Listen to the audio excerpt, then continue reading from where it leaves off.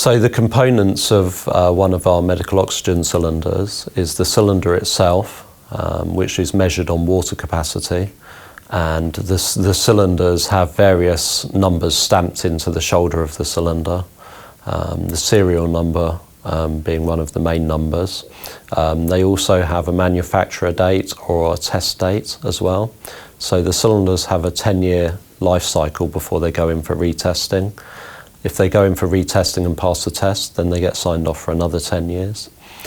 The colour of the cylinder is pure white with a white shoulder, so completely white cylinder. The cylinders have various labels on them. They'll have a barcode label which we use to track our cylinders, and it also includes all of the information on that shoulder of the cylinder, so serial numbers and test dates and such like.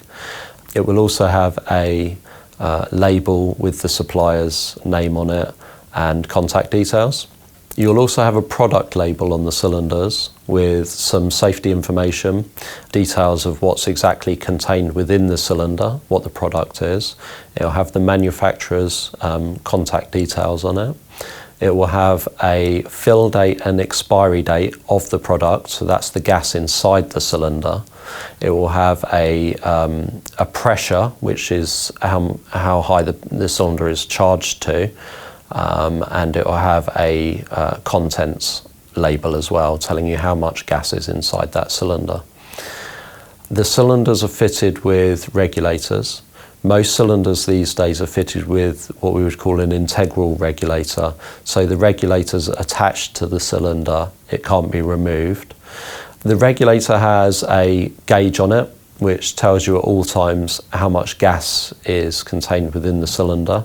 It will have a flow selector on the top of the cylinder, which allows you to select the flow rate per minute, depending on the requirements. It will have a quick connect or Schrader connect, and you can plug various sort of ancillary devices into that, things like resuscitators or demand valves. The other thing on the regulator is a charging point, which will be blanked off behind a dust cap, and that is where the cylinders are filled at the production facility.